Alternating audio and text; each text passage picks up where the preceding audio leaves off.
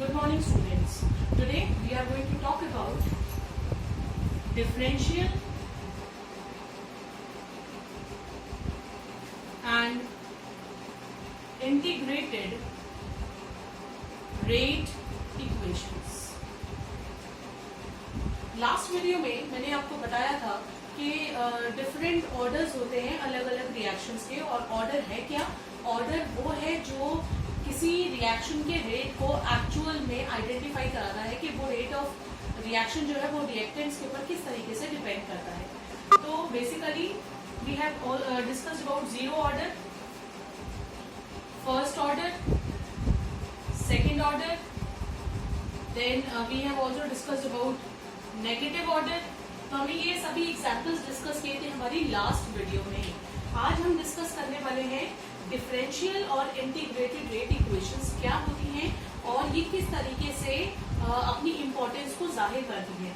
So we are going to talk about these two equations over here, और हम सिर्फ दो ही ऑर्डर्स के लिए डिस्कस करेंगे which is included in the syllabus as per CBSE guidelines, and that is for zero order and for first order. So shall we begin? Okay, let's start.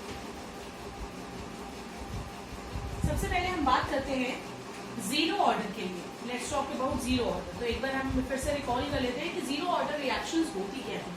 Those reactions for which order is zero. Okay, इसका मतलब ये हुआ कि अगर कोई reaction है, suppose ए plus B gives products, तो अगर हम इसके लिए लिखते हैं रेट लॉ, तो रेट लॉ कैसे जाएगा? Rate law will be rate is equal to rate constant K multiplied by molar concentration of A into molar concentration of B raised to the power. अब पावर कितनी होगी? Power होगी zero. Order is zero, so A की power zero या B की power zero. तो अब हम इसको सिंपलेस्ट फॉर्म में ले लेते हैं। हम सिंपल सी एक रिएक्शन कंसिडर करते हैं जिसके अंदर लेट अस से reactant give product. Let assume that reactant gives product. R is for reactant and P is for product. ठीक है, अब यहां से हमारा जीरो ऑर्डर के लिए रेट लॉ क्या हो जाएगा? Rate is equal to rate constant into concentration of reactant और इसकी पावर जीरो। यहां तक कोई परेशानी नहीं है। अब हम इस रेट को रिप्रेजेंट करते हैं इन टर्म्स ऑफ रिएक्टेंट। ये मैंने अपनी फर्स्ट केमिकल काइनेटिक्स की वीडियो में आपको बताया था कि हम रेट को रिएक्टेंट और प्रोडक्ट दोनों की टर्म्स में रिप्रेजेंट कर सकते हैं। तो रिएक्टेंट की टर्म्स में आप कैसे लिखोगे? रिएक्टेंट है तो इसलिए नेगेटिव साइन आएगा, minus of d r upon d t is equal to k into r की पावर जीरो। राइट साइड वैसी की वैसी है, मैंने सिर्फ रेट को लेफ्ट साइड में चेंज किया है इन दी टर्म्स ऑफ रिएक्टेंट। यहाँ था कोई परेशानी? I hope not.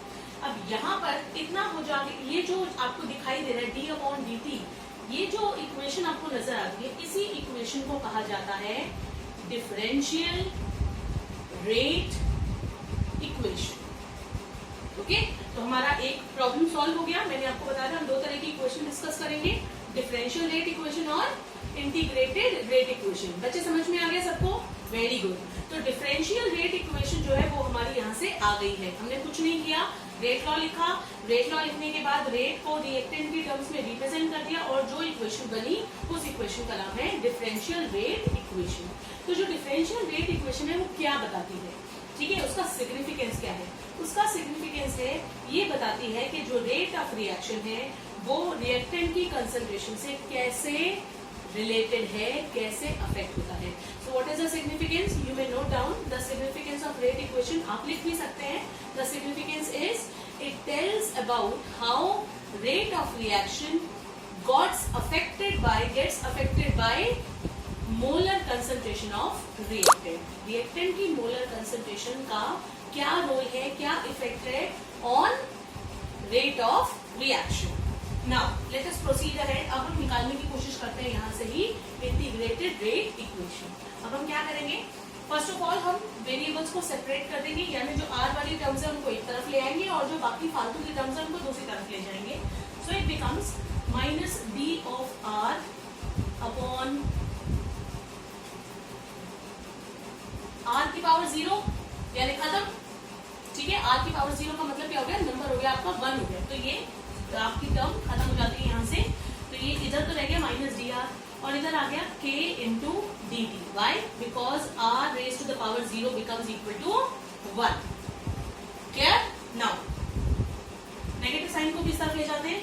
d of r is equal to minus k d T.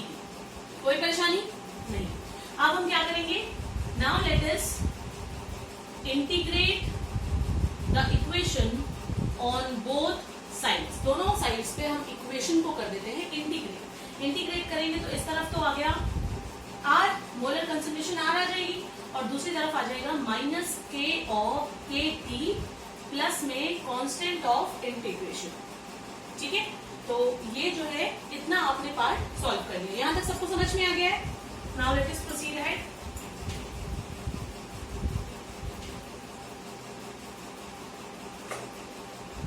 यहां से आगे देखेंगे। अब अगर टाइम 0 हो जाए, if t is 0, time is 0, then r will be equal to r naught, where r naught is initial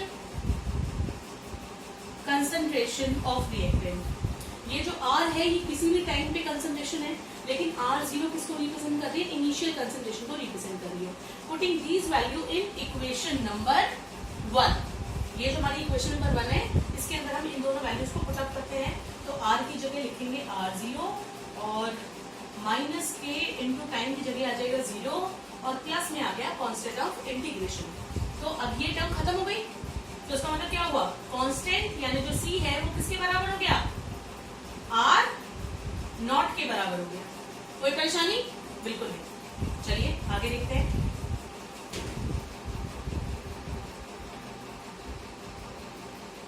and now what will we do? ये जो r नॉट की वैल्यू हमने यहाँ निकाली है, इसको उठा के वापस से हम इक्वेशन नंबर 1 के अंदर पुट अप कर देंगे। तो ये बन गया हमारा r is equal to minus k t plus में r not, right? So now rearranging the terms we will get k t को एक साइड पे ले जाइए, r नॉट माइनस r एक तरफ आ जाएगा। ठीक है, ये लेफ्ट साइड में आएगा तो नेगेटिव हो गया, ये नेगेटिव था इधर राइट साइड लेफ्ट साइड में गया तो पॉजिटिव हो गया, और यहाँ से k की वैल्यू आ गई r not minus r upon t। This equation is known as integrated rate equation.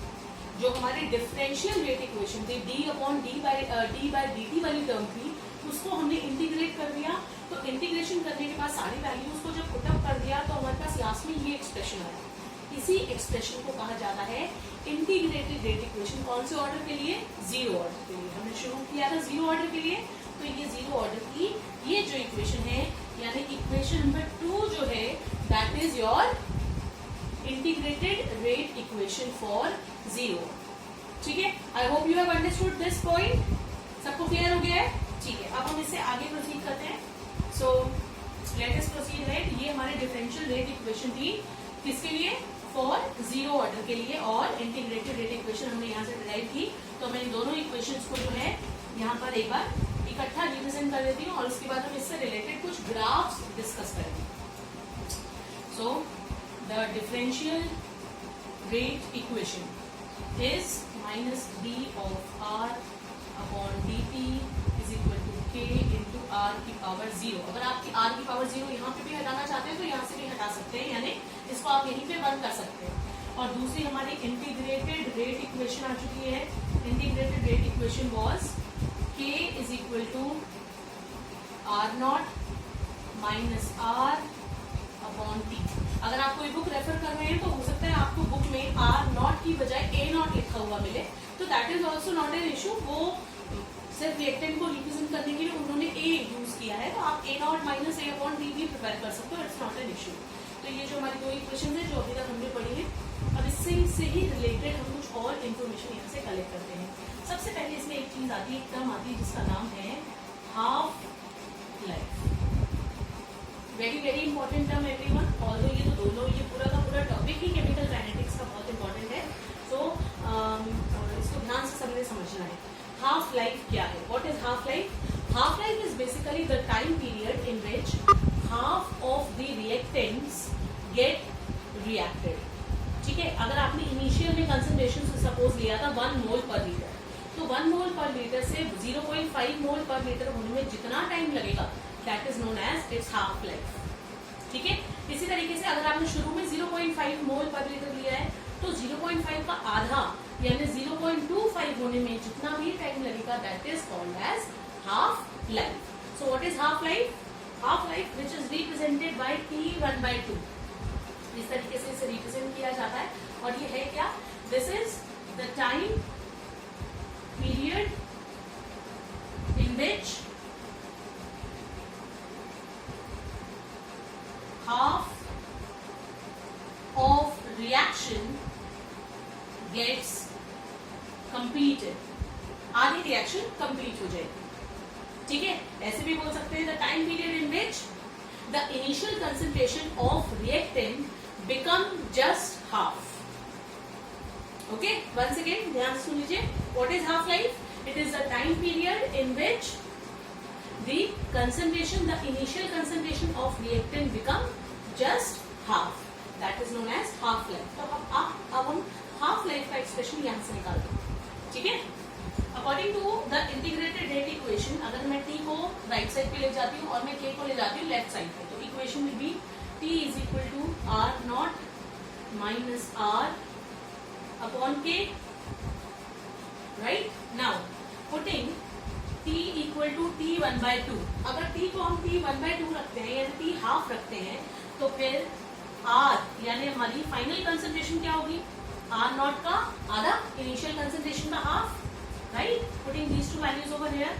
So t half is equal to r not minus r not by 2 upon k. So upon solving it will become r not upon 2k. ठीक है, तो ये जो expression आया यानी t half जो है वो जीरो ऑर्डर के लिए क्या है? For zero order t half is equal to r not upon 2k. Understood everyone? Okay, so this was about zero order reaction. और अब जीरो ऑर्डर की रिएक्शन के लिए ही आज हम डिस्कस करने वाले हैं उनसे related graphs. So please concentrate everyone once again. ये इक्वेशन ऑलरेडी लिखी हुई है, हाफ लाइफ की डेफिनेशन में इरेज कर रही हूँ. ठीक है, और एक्सप्रेशन जो है वो मैं दोबारा से यहाँ लिख देती हूँ, मेंशन कर देती हूँ इंटीग्रेटेड रेट इक्वेशन और डिफरेंशियल रेट इक्वेशन के साथ ही.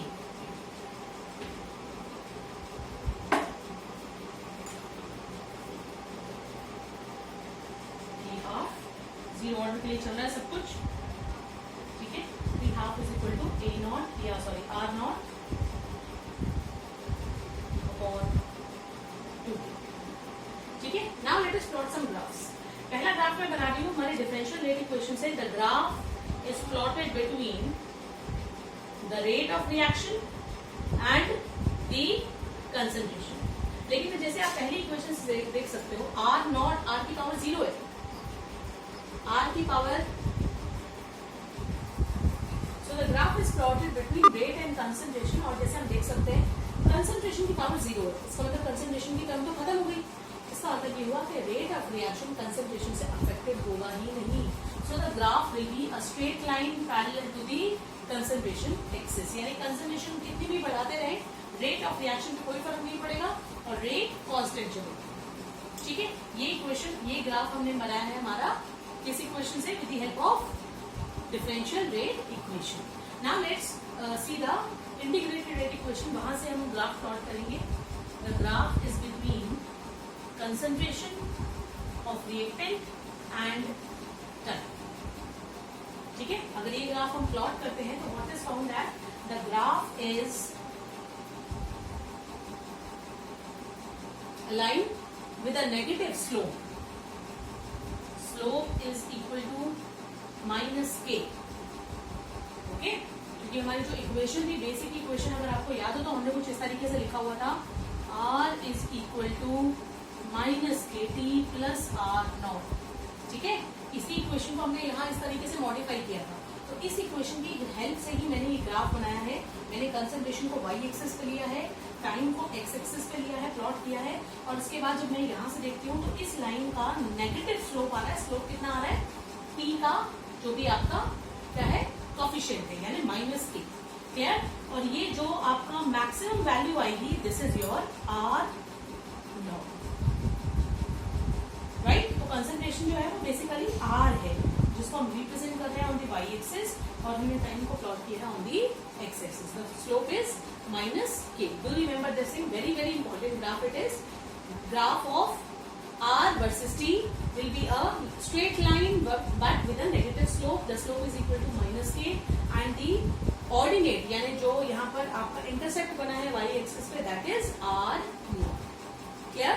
एक और ग्राफ प्लॉट कर लेते हैं, the graph from the half life. Half life का अगर हम ग्राफ नोट कर रहे हैं, एक तरफ हम ले लेते हैं इनिशियल कंसंट्रेशन और एक तरफ ले लेते हैं हाफ लाइफ। तो आप जैसे देख सकते हो ये दोनों एक दूसरे के डायरेक्टली प्रोपोर्शनल है। 1/2k is a constant only, rate constant, k constant होता है, 2 इज अ नंबर ओनली, तो ये दोनों कांस्टेंट है। तो इसका मतलब है ये जो लाइन है, ये लाइन एक स्ट्रेट लाइन की पासिंग थ्रू दी ओरिजिन। जैसे जैसे आप इनिशियल कंसंट्रेशन बढ़ाएंगे वैसे वैसे हाफ लाइफ भी उसी के अकॉर्डिंगली बढ़ता जाएगा।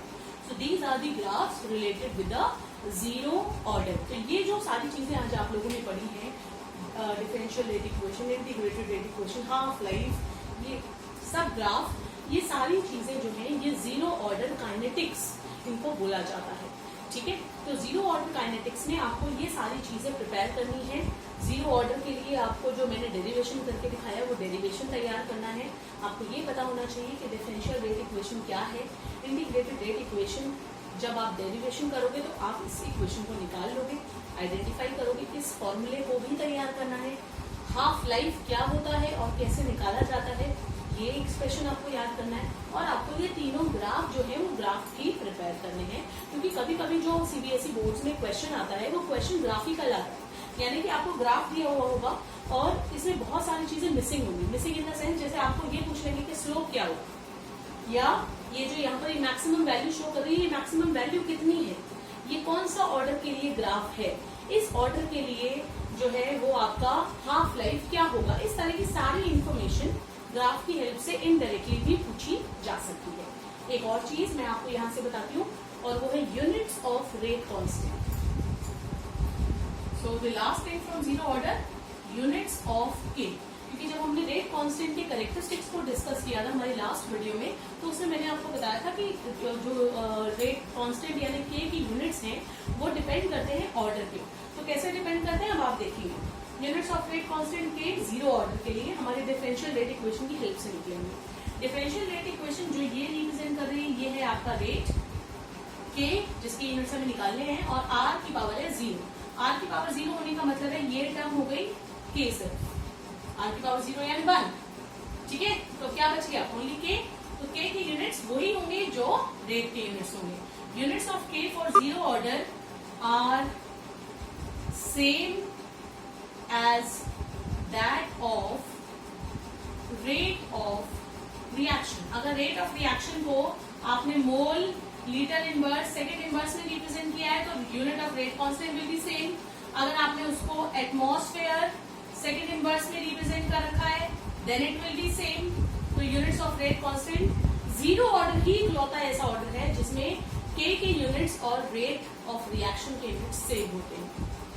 ठीक है, so everyone, that is all about zero order kinetics. और इस जीरो ऑर्डर काइनेटिक्स को आप सब ने बहुत ही अच्छे से प्रिपेयर करना है। I hope you have you are going to watch the video और आप इससे चीजों को बहुत अच्छे से समझ पाएंगे। So thank you everyone and keep learning.